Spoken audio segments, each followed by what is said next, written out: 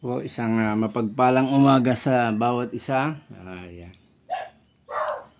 Magandang umaga po sa ating unang viewers po ngayong umaga sa ating pagbubulay ng salita ng Diyos.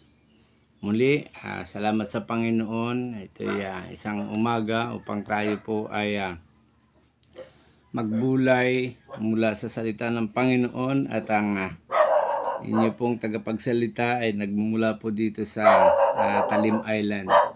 Purihin ang Panginoon dahil ito po yung pagkakataon natin ang salita ng Panginoon bago pa po tayo magpatuloy sa ating mga gawain sa maghapon na ito. Ay tayo po ay muli po salamat sa kanyang katapatan sa ating mga buhay. Tayo po ay mag-aaral ng salita ng Diyos. At bago pa po tayo magpapatuloy, ako po ay nagpapasalamat sa Panginoon at binabati ko po yung ating mga kaibigan diyan sa lugar ng Panay Island, lalo na po diyan sa Guimaras, at sa iba pa nating mga kapatid diyan po sa mga kaibigan natin sa Taiwan. At ako'y naniniwala ng umagang ito ay tayo ay sama-samang bigyan ng Diyos ng panibagong pag-asa, dahil alam po natin ang panahon ngayon ay panahon kung saan ay mapanganib, ang panahon ay puno ng kagulumihanan, ang panahon ay ang mga tao ay puno ng pag-alinlangan at pangamba. Subalit kung tayo po ay patuloy na magtitiwala sa Panginoon, lumalakad ayon sa kanyang kalooban, naniniwala po tayo na ang kapangyarihan ng Panginoon sa tulong ng banal na Espiritu, magkakaroon po ang bawat isa ng kapayapaan. Kaya po, isang mapagpalang umaga po sa bawat isa na narito ngayon. Ako ay nagpapasalamat po sa Panginoon dahil minsan pa po tayo kanyang magamit para po sa pagbibigay ng hamon, kalakasan sa bawat isa sa atin. Sige po, salamat sa bawat narito ngayon na nanonood ng ating pagla-live sa pagbubulay ng salita ng Panginoon. Tayo po muna manalangin sa umagang ito para sa salita na ating pagbubulayan. Nagpapasalamat po kami sa inyo, dakilang Diyos, sa bawat isa sa amin na narito ngayon.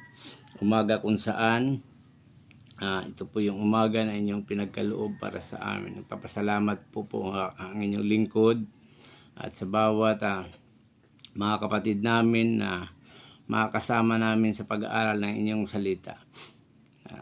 Nagpapasalamat po kami dahil ang salita ninyo ay nagbibigay sa amin ng katatagan sa sitwasyon ng buong mundo ngayon.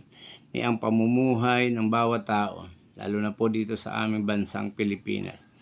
Kaya nga po, ang kalakasan ng bawat isa sa amin ay nagmumula lamang sa inyo. Tulungan niyo po kami na magkaroon kami ng katatagan bilang inyong mga lingkod at sa mga kapatid pa namin nakakaranas ngayon ng kapigatian ng mga pagsubok. Ang inyong salita ang siyang tutulong sa amin upang manatili kaming mga matatag. Purihin po kayo. At sa umaga po ito, pinagkatiwala ko po sa inyo ang pag-aaral namin ito. Na kami at kung sino man po sa mga kapatid namin ang nangailangan ng mensaheng ito, magkaroon po sila ng katatagan para sa kanilang paglilingkod, sa kanilang buhay pananampalataya. Maraming salamat po sa inyong pagsama, aming dakilang Diyos. Purihin po kayo. Ito po aming dalangin sa pangalan ng Panginoong Hesus. Amen. Muli po isang mapagpalang umaga sa bawat isa. Sa mga kaibigan natin na narito ngayon na nanonood o sumusubaybay sa pag-live natin ito. Ang ating pag-aaralan po ay kukuhanin po natin sa aklat ng Mateo, Kabanata 6, talatang 33. At alam ko po ito ay kabisado nating lahat, subalit mayroon lamang po tayong makukuhang patutuo dito. At nais ko po bilang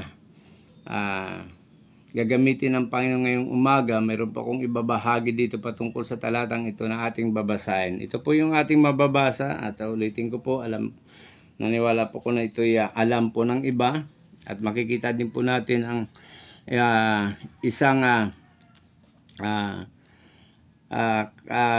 references nito dito sa aklat ng Lucas, chapter 12 po. Yan, makita po natin yan sa 31. At ito po ang ating pag-aaralan ngayong umaga. Ngunit pag sumakita ninyo ng higit sa lahat, ang pagharian kayo ng Diyos at mamuhay ng naayon sa kanyang kalooban at pagkaloob niya ang lahat ng kailangan ninyo.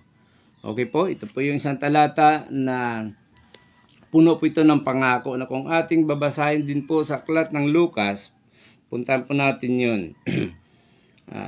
Aklat po ng Lucas, mag-umpisa po yan po ang explanation doon, mga kapatid. Okay po, sa bawat isa ngayong umaga na nakasubaybay, nasay po dito, ito ay patungkol sa pananalig sa Diyos, chapter 12, 22 hanggang 31, na halos magkaparehas ang kanyang ibig sabihin. Pagdating po sa 31, kaya't higit sa lahat, pag sumakita ninyong pagharian kayo ng Diyos at ipagkakaloob niya ang lahat ng kailangan ninyo. May isang bagay po kung nakikita dito, may ibang salin ang sabi dito, pag sumakita ninyong mapabilang kayo sa mga taong pinagarian ng Diyos at ipagkakaloob niya ang lahat ng pangailangan ninyo. Itong talatang ito ay alam ko po sa ilang taon na nating pagbubulay ng salita ng Diyos, may mga lingkod ng Panginoon na gumamit nito, pero ito ay gagamitin ko para sa personal ko pong patutuo.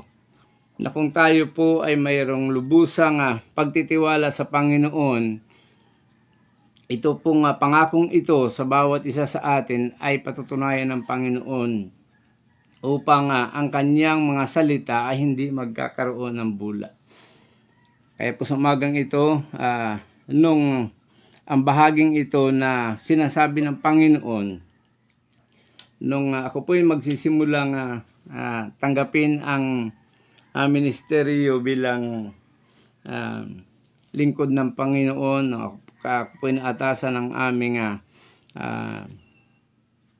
supervisor na humawak ng chart na hinahawakan ko po ngayon, ay siyempre po sa umpisa ay nagkaroon po tayo ng pagdududa, ng pag-alinlangan din.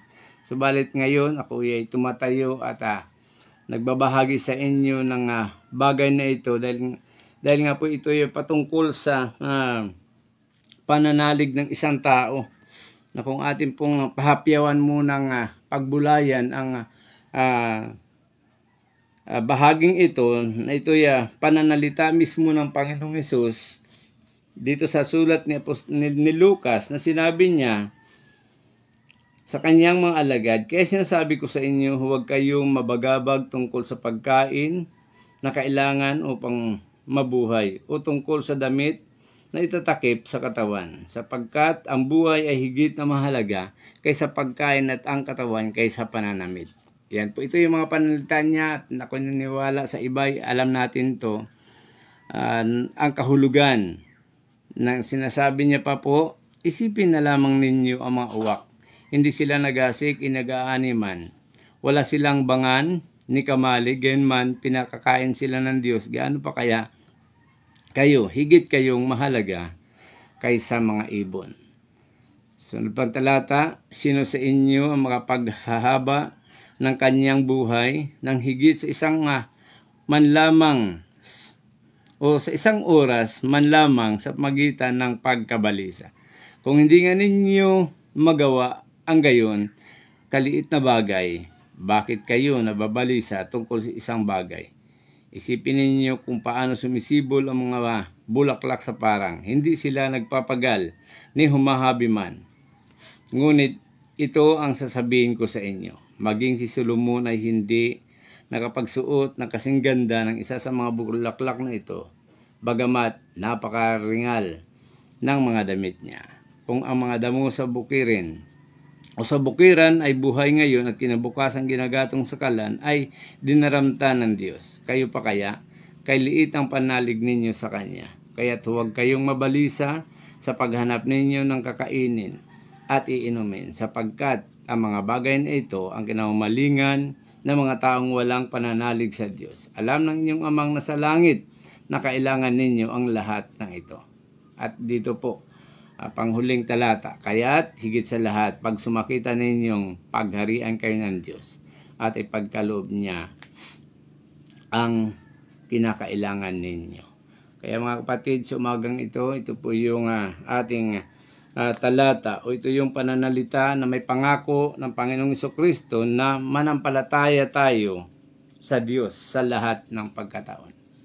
Kasi ang pangakong ito ay ipinangako ng Panginoon sa kanyang mga anak. At ako niwala sa umagang ito, lahat na narito ngayon ay tayo'y mga anak ng Diyos na nabubuhay tayo sa pananampalataya, sapagkat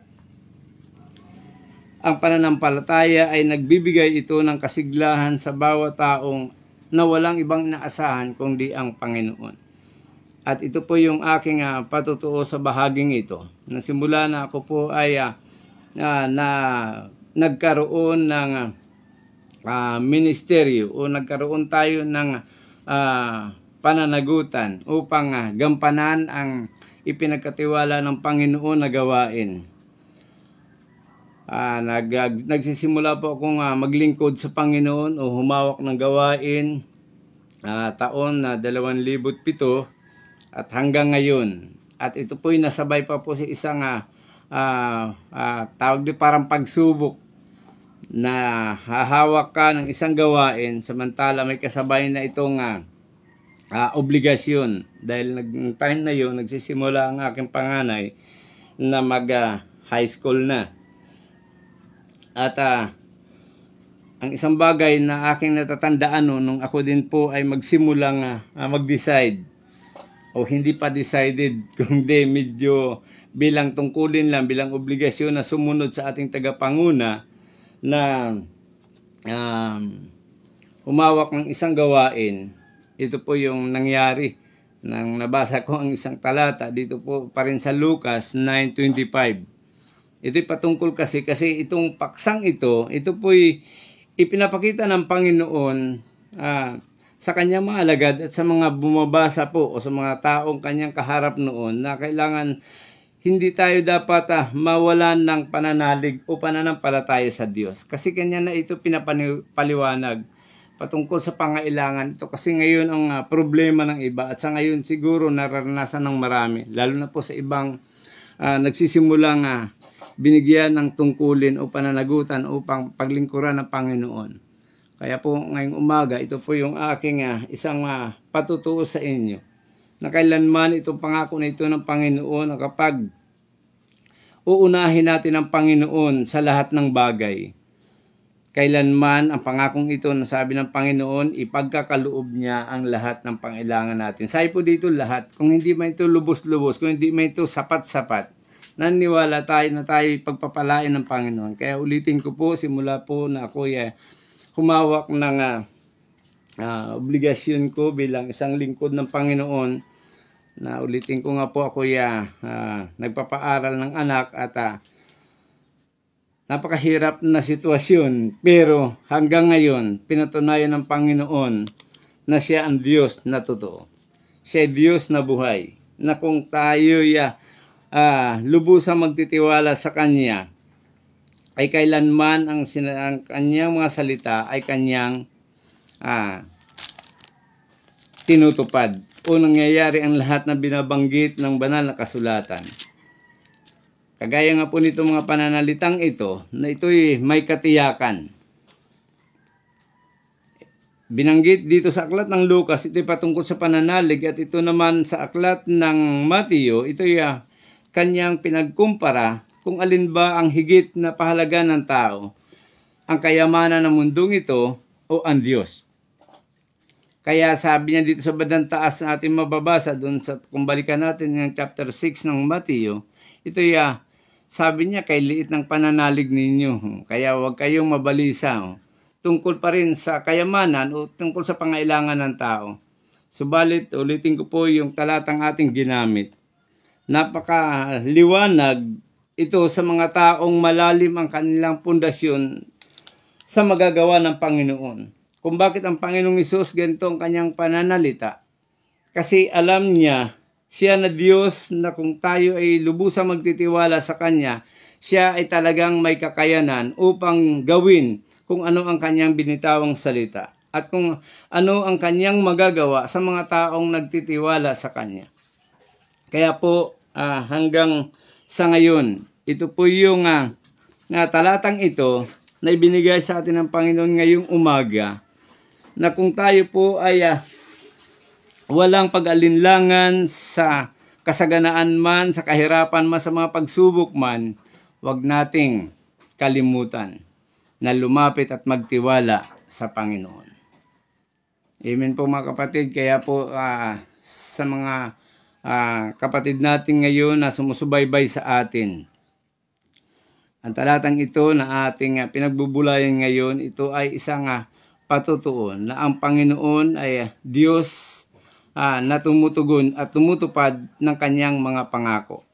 Kaya sa aking pagpapatuloy sa aking sinasabing testimony, simula na ako ay naglingkod sa Kanya hanggang ngayon. Kasi iba, iniiba nila ang interpretasyon kapag nagpatutuo ka ng mga bagay na parang nagyayabang. Hindi po.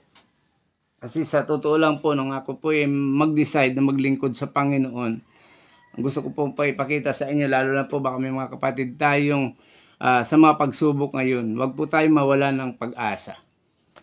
Ang Diyos natin ay Diyos na makapangyarihan. Siya'y tunay. Siya'y totoo. Kaya po nung sa ministeryo ko, lalo na po nung nagsimula pa lang ako sa lumalakad ang aking paghawak ng church ng mga 5 taon, talagang nakaranas po ng matinding pagsubok, kawalan sa buhay, pero hindi tumigil, kundi nagpapatuloy. At pagkalipas naman ng ilang taon noon, pinatunayan na pa hanggang ngayon, nais ko po ipatuto sa inyo na kailanman ang lingkod ng Panginoon, sabi nga doon sa aklat ng Salmo, yan, may makita po natin diyan, sa aklat ng Salmo 37, yan ay panalita na kailanman, sabi po doon, ay simula si David, simula nang siya ay bata hanggang kailanman hindi niya nabalitaan na may mga lingkod ng Diyos na ginutom o pinagkukulang ng Panginoon. At lalo na nga po diyan, kung ating mababasa doon sa 12:30 ng Lucas na ating binalikan kanina. Dahil ito yung katubayan. Kaya nga po sa akin pagpapatuloy para i-prove sa inyo, lalo na po hindi ko po alam kung may mga kapatid tayo ngayon na sa mga pangangailangan sa mga pagsubok, na kung akala natin ay magpapatuloy pa ba ako sa paglilingkod sa Panginoon o magpatuloy pa ba ako magtitiwala sa Kanya kasi sa mga kawalan na tinutukoy dito. At dito po kanina sa Lucas, ito yung comparison patungkol sa pananalig o sa pananampalataya ng isang tao. At dito po sa binasa nating talata, dito po sa 6, magsimula po yun sa 24 hanggang sumapit dito sa 33, sa talatang ating binasa. Ito'y patungkol sa pagpapaunawa ng Panginoong Hesus kung saan ang tao dapat magtiwala, sa kayamanan ba ng mundong ito o sa Kanya na siya ang ating manlilikha. Kaya po, hanggang sa ngayon, akin pong nais ipaunawa sa inyo na kailanman ang Diyos ay hindi bumibigo sa Kanyang pangako. Kaya hanggang ngayon sa biyaya ng Panginoon, hindi ko na po maikwento sa inyo kung ano po yung, kung paano tumugon ang Diyos sa aking pangailangan. Basta ako po ay nagpatuloy lamang. At siguro marami na rin sa mga lingkod ng Panginoon na nakaranas ng ganyang sitwasyon. Nagsisimula kasi alam po natin ang kaaway. Yan ang kanyang trabaho. Bigyan tayo ng negatibo sa ating paglilingkod samantala kumikilos ang banal na espiritu. At ang Panginoon naman ay natutuwa. Kapag nakita niya ang kanyang mga anak noong kanyang bayan ay hindi tumitigil kundi nagpapatuloy. Kaya po sa iba po diyan. Kasi ito yung problema natin ngayon. Alam kung may mga membro lang, ordinaryong membro tayong sumusubaybay o mga lingkod tayong kapwa, pero ito po yung aking sinasabi. Ito po yung binabanggit na talatang ito, na ito'y napatunayan ko po bilang tao. Maliban ako yan, naglilingkod sa Panginoon, pero bilang tao, natural magkaroon tayo ng pag-alinlangan. Subalit ito po yung pananalita ng Panginoong Jesucristo. Nasabi niya dito sa taas, sapagkat ang bagay na ito ang kinaumalingan ng mga taong walang pananalig sa Diyos. Alam ng inyong amang nasa langit na kailangan ninyo ang lahat ng ito. Kaya nga po kung tayo may mga pangangailangan, simple lamang po, wala tayong ibang lalapitan, wala tayong ibang tatakbuhan. Bago tayo gumawa ng paraan, lumapit muna tayo sa Panginoon. Amen po, kasi ito'y tiyak na pangako niya na pagsumakitan muna ninyong higit sa lahat na pagharian kayo ng Diyos. Ang kahulugan ng pagharian nito, laging inuuna o hinahanap natin ang tulong mula sa Panginoon.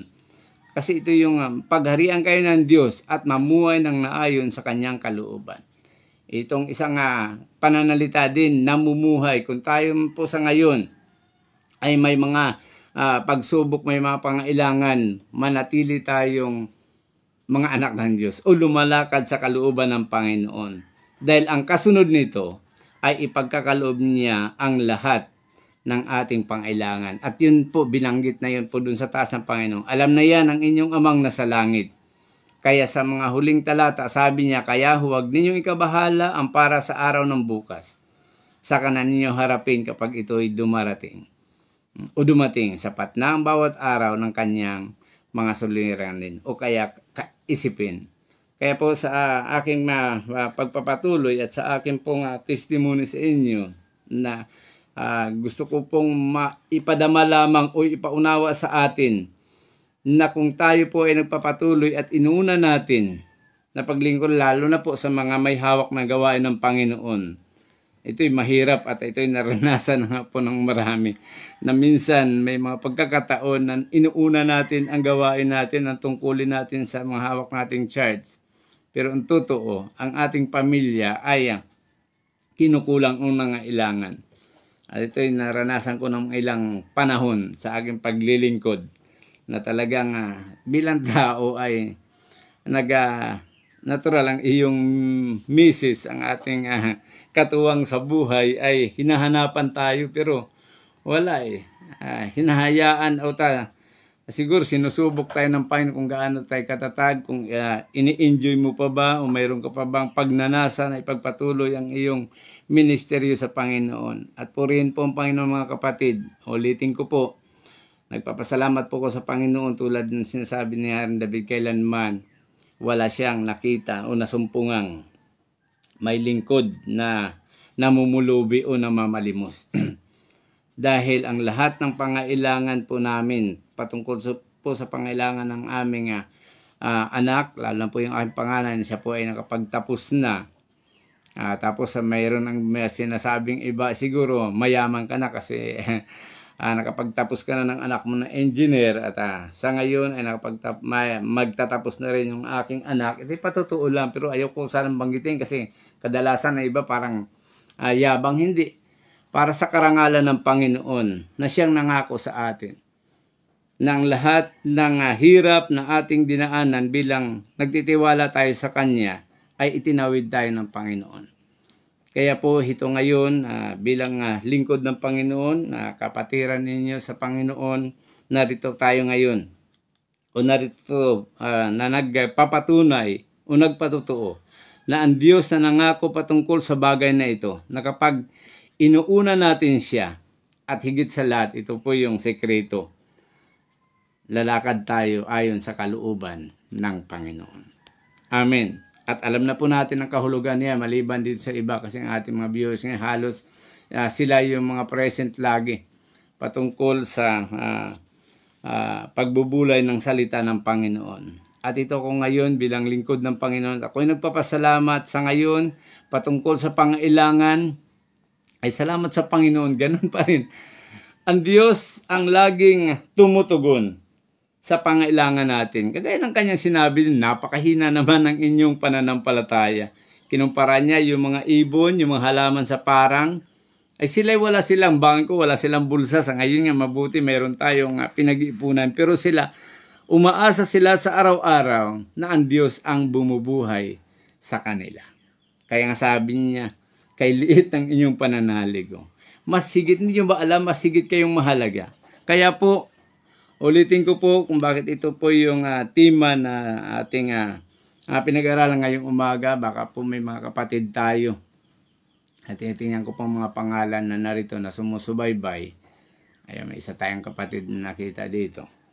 Taga-isla na ito yan, nakaranas din ng pagsubok sa buhay, sa pangailangan ng pamilya. Subalit, ang akin nakita dito, hindi nagbabago ang kanyang pundasyon o ang kanyang pananalig sa Diyos, ang kanyang obligasyon ay kanyang pinagpatuloy. Pero ngayon, aking nakita at nababalitaan ay maayos patungkol sa pangailangan. Kasi ito lang ang problema ng tao. Pagdating sa pangailangan, dito marami ang iba ay tsaka na ako maglilingkod, tsaka na muna ako susuporta sa gawain ng Panginoon dahil nasa kawalan kami ngayon o sa anumang bagay. Pero ulitin ko po, ito po isang hamon para sa ating lahat.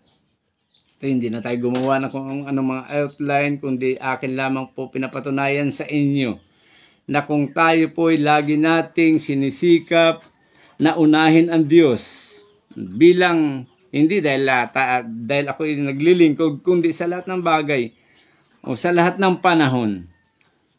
Higit sa lahat, lumalakad tayo ayon sa kalooban ng salita ng Panginoon o sa kalooban ng Diyos na ating pinaglilingkuran. Kaya po, ang aking maiiwan sa umagang ito sa ating pagtatapos at sa ngayon, sa umagang ito, tulad ng ating binasa kanina doon sa aklat ng Lucas, maliwanag po yun, na huwag tayong mawalan ng pananampalataya sa Diyos o pananalig sa Kanya. Kasi alam natin na ang Panginoon si Kristo, itinuturo siya noon, ngayon, at magpakailan-kailan pa man. Dahil alam po natin ang dalawang aklat o ang dalawang sumulat, si Mateo at si Lucas, alam po natin na sila ay nasaksihan nila kung sino ang Diyos na nagsalita nito at nangako sa mga tao. Tulad natin, inabot tayo ng pananalita na ito o sa pangako ng Panginoong Hesus. Kailanman ang pangako ng Diyos ay hindi napapako. Kaya po, sa panghuli, dito po sa bahaging ito, sa loob po ng halos 18 years na po akong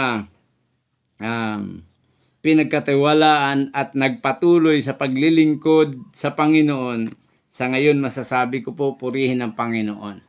Itinawid tayo ng Panginoon sa biyaya niya, sa tulong ng kanyang banal na espiritu upang ang gawaing kanyang pinagkitiwala sa atin ay ating patuloy itong napanghawakan o napangalagaan. At narito ngayon, ako nga nangingiti. Sabi ko kung ang mga youth natin na hinahawakan sa ngayon, may mga college na kung magagraduate ito at ito'y magpapatuloy sa kanilang paglilingkod, baka mga ilang taon pa ay patungkol sa pangangailangan bilang tao at bilang ministro din ng Panginoon, ay parang ini-imagine ko baka luluwag-luwag ng pangailangan.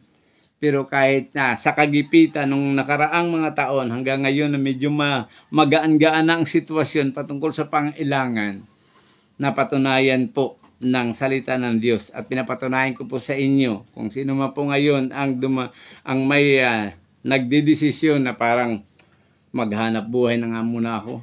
Dahil talagang napakahirap. Ulitin ko po, kung ikaw ay nakahakbang na tungkol sa paglilingkod, sa paghawak ng gawain, kung ikaw ay sa pagmimisyon, alam po natin na hindi kailanman nalulugod ang Panginoon kung tayo umaatras o kung tayo ay magdududa sa kanyang pangako. Kaya nakakalungkot lamang po sa iba, maraming sa umpisa ay nangangako, pero wag tayong mangako.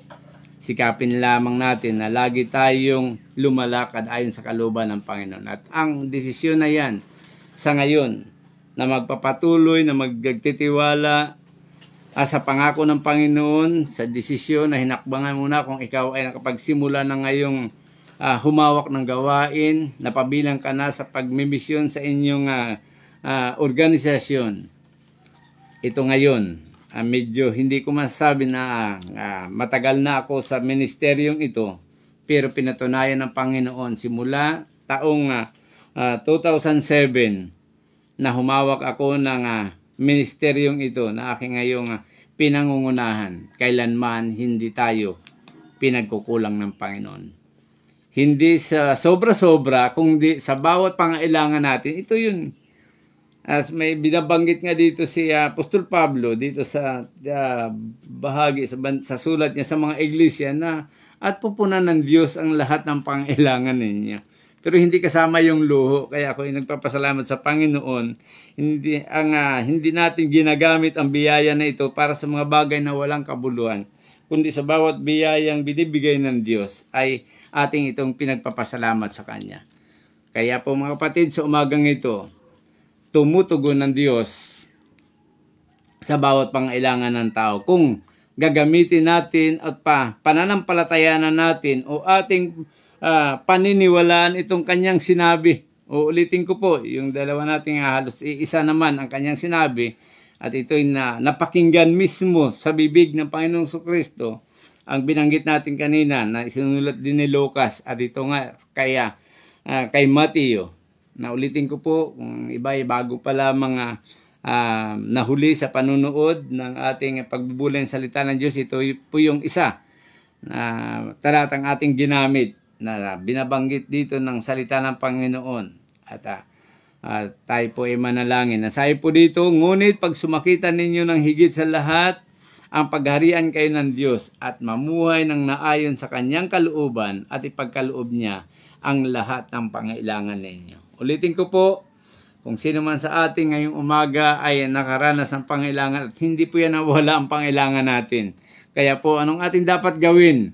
Lagi tayong magtiwala sa Panginoon. At lagi tayong lalakad ayon sa Kanyang kalooban at mamumuhay tayo na may pananampalataya. O hanggang hihina, hanggang mamatay tayo, lumalakad tayo na may pananampalataya sa ating Panginoon. Humihina po yung ating signal. Pero purihin ng Panginoon, siguro naman po ay ang iba ay tuloy-tuloy ang kanilang panunood ng ating pagbubulay na ito. Doon sa mga malapit-lapit dito sa lugar namin, medyo matindi ang init ngayon. At ngayon, napakainit ng sitwasyon. Subalit, dapat tayo magpakainit sa ating pananampalataya sa Panginoon. Kaya po, napakasimpleng patutuo kasi hindi ko mabigkas yung mga ginagawa ng Panginoon patungkol sa kamangamanghan niyang ginawa sa kanyang pagtugon. Kasi bilang inyong lingkod at lingkod ng Panginoon na ito pinarana sa atin ng Panginoon na ang lahat ng pangangailangan ng bawat taong lumalakad sa kalooban ng Panginoon, totoo siyang tumutugon. Amen. Tinugunan, sinuportahan at ibinigay ng Diyos ang lahat ng pangailangan.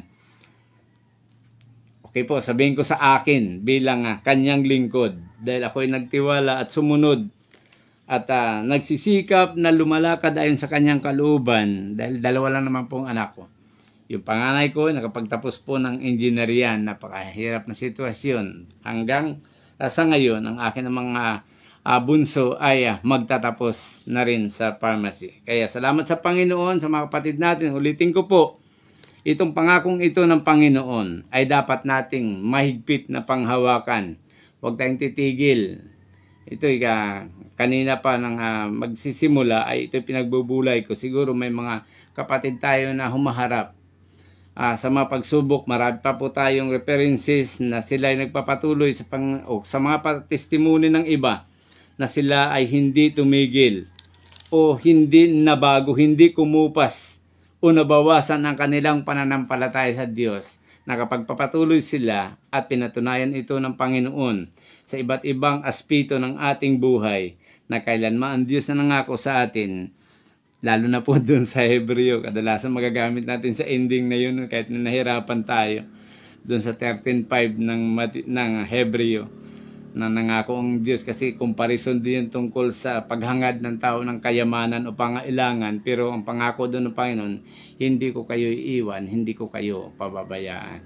Sige po, sa ating conclusion, patuloy po tayong manalig sa pangako nito ng Panginoon. Sikapin natin na lagi nating nabibigyan ng malaking na panahon ang paglapit o ang paghingi natin ng tulong sa Kanya sa araw-araw. Kasabay ng ating pamumuhay, namumuhay na kilala.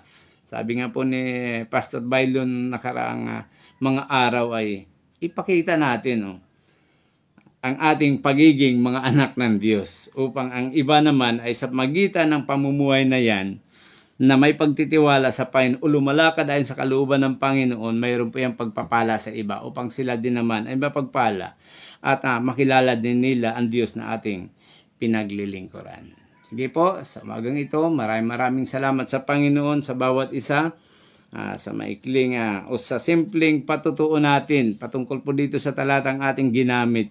Ito po ay may kagalakan at may hindi sa ipagmamalaki, kundi may kapayapaan at patuloy pang mararanasan ang kapayapaan at ang kagalakan sa paglilingkod ng Panginoon. Habang naglilingkod tayo sa Panginoon, hindi mauubos ang ating pangailangan, subalit hindi din matapos-tapos, hindi din maubos ang kayamanan ng Diyos para tugunin ang pangailangan ng mga taong namumuhay ayon sa Kanyang kalooban.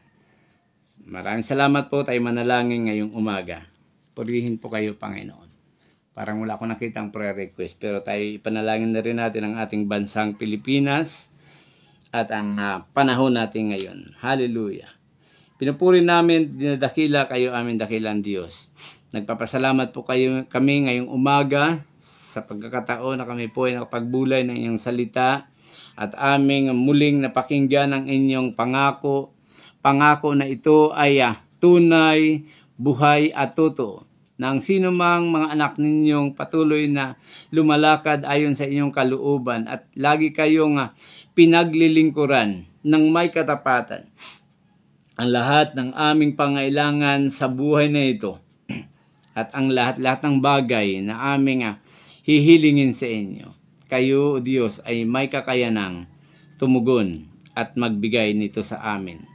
Purihin po kayo at sa umaga po ito kung sino man po sa aming mga kapatid ang naharap ngayon sa pag-alinlangan, sa pagsubok patungkol sa kanyang desisyon sa paglilingkod.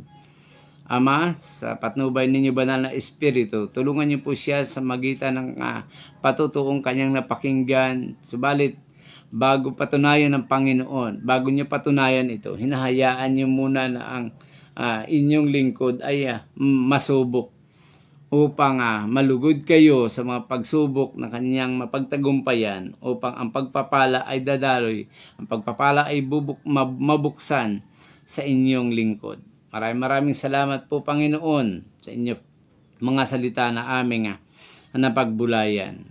At sa umaga po ito, patuloy ko pong dinadalangin sa inyo ang aming mga supervisor, ang siyam na supervisor Diyos ng Darupi Church, kasama ng aming General Superintendent Pastor Joseph. Anuman ang kanyang ginagawa, kung saan man siya nagmimisyon ngayon, ang inyong patnubay, inyong pag-iingat, ang aking dalangin sa kanya at sa aming mga supervisor. Purihin po kayo aming dakilang Panginoon. At ang aming bansang Pilipinas sa araw na ito, aking po Panginoon ay tinataas Kung may mga kapatid kami ngayon na nakikiisa sa prayer, lalo na po ang bansang Israel, sa oras nito, sa inyong banal na pangalan, sa makapangyarihang pangalan ng aming Panginoong Hesus, tinataas po namin at pinagpapala ang bansang Israel. Patuloy niyo po siyang tulungan, protektahan sa mga bansang kalaban o kumukulaban sa Kanya. Salamat po dahil may kapayapaan kami na hanggat kayo ang aming Diyos na pinaglilingkuran, kayo ang hari ng mga hari, kayo ang aming manlilikha, nabubuhay kami na naayon sa inyong kalooban, nabubuhay kami na may pananampalataya sa inyo. Muli po, pagpalain niyo po ang aming mga kapatid na sumusubaybay sa aming pag-aaral na ito at sa mga mahuli pang manunood ng pagla-live na ito, ang pagpapala, ang kalakasan ng pag-asa ay patuloy nilang maranasan. Maraming salamat po sa inyo, Panginoon. Ang lahat nito ay sa inyo po namin pinagkatiwala na may pasasalamat, na may pagdakil at may pagsamba sa pangalan ng Panginoong Hesus. Amen. Okay po, salamat sa Panginoon sa mapagpalang umaga mula po rito sa Talim Island, sa Distrito 8, sa panguna ng aming District Supervisor, Pastor Pedro Gundranillos. Isang mapagpalang umaga po sa bawat isa sa atin. Purihin ang pangalan ng Panginoon. God bless po.